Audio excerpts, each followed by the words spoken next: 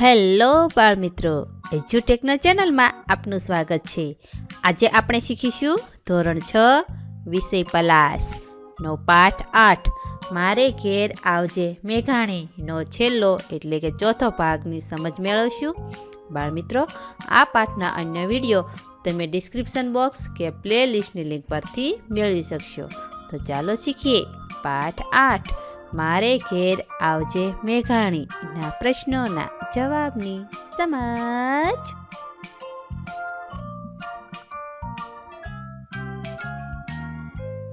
પાંચ પોઈન્ટ 1 વાક્યમાં લોકભાષામાં બોલાયેલ શબ્દ ફરતે ગોળ કરો અને કૌંસમાં આપેલ શબ્દો પૈકી તેના લાગુ પડતા અર્થ નીચે લીટી દોરો.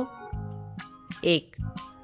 અહીં બાળમિત્રો, વાક્યમાં જે લોકભાષામાં બોલાયેલા શબ્દો છે એના ફરતે ગોળ કરવાનું છે અને કૌંસમાં આપેલા શબ્દો પૈકી તેના લાગુ પડતા અર્થની નીચે લીટી કરવાની છે. પેલું છે જલ્દી હેંડો, કૌંસમાં છે દોડો કે ચાલો કે ઊભા થાવ. તો જવાબ આવશે ચાલો. હેડો એટલે ચાલો. 2. સ્વરાપણે જાદુના ખેલ જોવા ગઈ છે, કૌંસમાં છે પહેલા, તે અને ત્યાં. પણ એટલે ત્યાં. 3. સલીમ નિશાળની ઢુકડે જ રહે છે, ઢુકડે એનો જવાબ લખવાનો છે. અડોઅડ આવશે કે અડીને કે નજીક? તો જવાબ આવશે નજીક. ઢુકડે એટલે નજીક. 4. ફિયોના હમણાં જ બજાર ભણી નીકળી, કૌંસમાં તરફ પાસે જવું, ભણી એટલે કે તરફ. સવાલ 5. મેં જ્યાં દડો મૂક્યો છે ત્યાં એંધાણી કરી રાખી છે, એંધાણી એટલે કે નિશાની. 5.2 ઉદાહરણ પ્રમાણે આપેલી કાવ્ય પંક્તિ પૂર્ણ કરો અને નવી બનાવો. અહીં ઉદાહરણ આપ્યું છે એ પ્રમાણે આપેલી કાવ્ય પંક્તિ પૂર્ણ કરવાની છે અને નવી બનાવવાની છે. ભાઈએ ગૂંથી ફૂલ જંગલી વેણી સુંદર વેણી, ભાઈએ ગૂંથી લાવી વાગશે કાંટા, મીઠી રસમલાઈ દુખશે પાની તોય, રસ ભરેલી જરીના બીક. 5.3 તમારા દાદા દાદી પાસેથી વાર્તા કે લગ્નગીત કે લોકગીત કે ઘટના કે પ્રસંગ સાંભળીને નોંધો અને પ્રાર્થના સભામાં રજૂ કરો. બાળમિત્રો, અહીં તમે તમારા દાદા દાદી પાસેથી વાર્તા કે લગ્નગીત કે લોકગીત કે કોઈ ઘટના કે પ્રસંગ સાંભળીને તમારે જાતે લખવાનો છે. 5.4 ફકરો વાંચો અને પ્રશ્નોના જવાબ આપો. અહીં ફકરો આપેલો છે એ વાંચીને તેના આધારે પ્રશ્નોના જવાબ લખવાના છે. સૌપ્રથમ ફકરાનું વાંચન કરીએ. બીજા પ્રાણીઓ કરતાં મનુષ્ય જીભને લીધે જ શ્રેષ્ઠ છે. અન્ય પ્રાણીઓ કરતાં મનુષ્યનું મગજ વધારે બળવાન હોય છે અથવા એનામાં બુદ્ધિ વધારે હોય છે.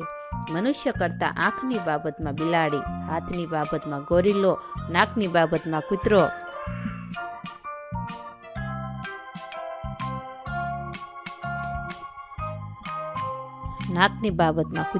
પેટની બાબતમાં વરુ અને પગની બાબતમાં ગધેડો બળવાન હોય છે એ જાણીતું છે.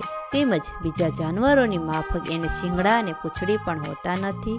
એ પરથી સમજાય છે કે મનુષ્ય કરતાં જીભ સિવાયના બીજા અંગોની બાબતમાં અન્ય પ્રાણીઓ વધારે નસીબદાર છે. સમય અને પરિસ્થિતિ પ્રમાણે ગોઠવાઈ જવાની શક્તિ મનુષ્યની જીભમાં છે. એક ગાડીવાળાએ એક નાના છોકરાને કંઈક વાંકસર તમાચો માર્યો. છોકરો રડતો રડતો પોતાના પિતા પાસે ગયો. એનો પિતા ઉછેરાઈ ગયો. કોણે માર્યો મારા છોકરાને? એની છાલ ઉખેડી નાખું, જોઉં તો ખરો, મારા છોકરાને આંગળી અડાવવાની હિંમત કોણે કરી? એમ બોલતો એ છોકરાને લઈને આગળ આવ્યો.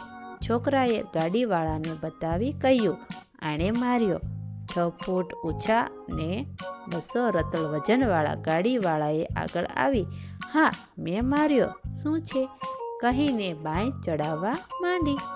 છોકરાના પિતાની જીભે બદલાયેલો રંગ જોઈ કહ્યું, બહુ સારું કર્યું, એ તો એ જ લાગનો છે.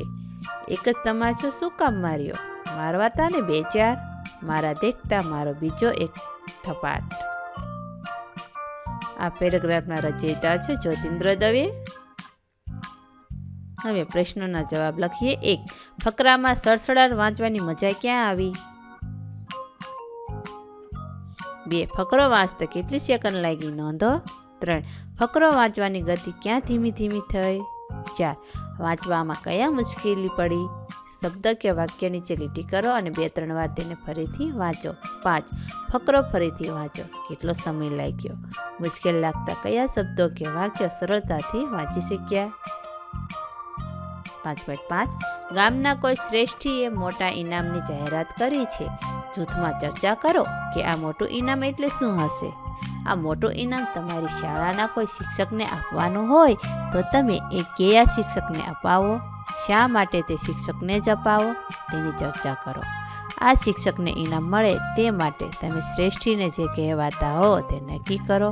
ત્યારબાદ વર્ગ સમક્ષ રજૂ કરો. 5.6. સંખ્યા વાંચો અને તેના પરથી પ્રશ્નોના જવાબ આપો. અહીં સંખ્યા વાંચવાની છે અને તેના પરથી પ્રશ્નોના જવાબ આપવાના છે. એકમાં છે 5, 8, 1, 592 અને બીજામાં 3, 32, 40, 781. હવે પ્રશ્નોના જવાબ લખીએ. 1. પ્રથમ અલ્પવિરામ કઈ બાજુથી કેટલા અંકો પછી આવે છે? જવાબ: પ્રથમ અલ્પવિરામ જમણી બાજુથી ગણાય.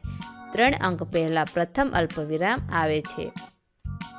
સવાલ 2. બીજું અલ્પવિરામ કઈ બાજુથી કેટલા અંકો પછી આવે છે? જવાબ: બીજું અલ્પવિરામ જમણી બાજુથી 5 અંકો પહેલા આવે છે. 3. 7,24,12,210 સંખ્યામાં કેટલા અલ્પવિરામ આવી શકે? 3 અલ્પવિરામ આવે. 4. સંખ્યા લેખન કરતી વખતે અલ્પવિરામ શા માટે મૂકવું જોઈએ? જવાબ: સંખ્યા લેખન કરતી વખતે અલ્પવિરામ મૂકવાથી એ સંખ્યા બોલતી વખતે ચોકસાઈ જળવાય અને ભૂલ થવાની શક્યતા ન રહે. 5. 45, 10, 32, 48 આ સંખ્યામાં અલ્પવિરામ સુધારીને તે સંખ્યા શબ્દોમાં લખો. જવાબ: 4,51,03,248. 6. નીચે આપેલી સંખ્યાઓનું વાંચન કરીને યોગ્ય જગ્યાએ અલ્પવિરામ મૂકો. 1. 2,10,72,750. બીજું 55,36,80,910. ત્રીજું 7,25,75,708. ચોથું 8,30,25,315. પાંચમું 72,20,27,408. સવાલ 7. આ પ્રકારની બીજી 5 સંખ્યાઓ લખો અને તેને વાંચો. 1. 62,53,64,508. બીજી 83,74,65,605. ત્રીજું 95,07,06,704. 4. 5,61,11,103. 5. 74,71,71,771. 5.7. ટૂચકો. સંવાદનો ક્રમ એવી રીતે ગોઠવો કે રમૂજ ઊભી થાય. ગોઠવ્યા બાદ નીચેના પ્રશ્નોના જવાબ આપો. અહીં સંવાદ આપ્યો છે તેને ગોઠવવાનું છે. રમેશ કહે, મનિયા ગણિતમાં કેટલા ગુણ આવ્યા? મનિયો કહે 5. મનિયો, શું સૂર્યા કરતાં 5 ગુણો ઓછા? રમેશ, તો સૂર્યાને કેટલા ગુણ આવ્યા? 1. મનિયાનું ગણિતનું પરિણામ કહો. 2. સંવાદમાં કેટલી વ્યક્તિની વાત થઈ છે? લગભગ સરખા એટલે કે સમાનાર્થી શબ્દો. મહેર એટલે કૃપા, દયા, રહેમ. સાટું એટલે સારું, માટે, વાસ્તે. વાટ એટલે રાહ, પ્રતીક્ષા, રસ્તો. વોકળો એટલે નાળું. નિવેદન એટલે અરજ કરવી. કડપ એટલે ધાક. વસમું એટલે મુશ્કેલ. રીડ એટલે બૂમ. ધ્રુમેલ એટલે ગરમ થયેલું, તીખેલું. મસલત એટલે વિચારણા. હાવજ એટલે સિંહ. રઢ એટલે હઠ. વળકી એટલે વાછરડી. વેળા એટલે સમય. ડણકવું એટલે ત્રાડ પાડવી. ઘોળવું એટલે ઓગાળવું. પાદર એટલે ગામની ભાગોળ. ભીનોવાન એટલે શ્યામ રંગનું શરીર. નેસ એટલે ઝૂંપડું. ગાવ એટલે 2.5 કિલોમીટર. પાનો ચઢાવવો એટલે પ્રોત્સાહન આપવું. ઇત્યાદિ એટલે વગેરે. કાનમાં ગુંજવું એટલે મનમાં સંભળાવવું. કયામત એટલે ઈશ્વર આગળ ન્યાયનો દિવસ. તાસક એટલે રકાબી. મોઢડું એટલે મોં, મચકોડવું એટલે અભાવ કે તિરસ્કાર બતાવવા મોં વાંકો કરવું, આથડવું એટલે રખડવું, રોળકોળ વેળા એટલે સાંજનો વખત. અહીં પાઠ 6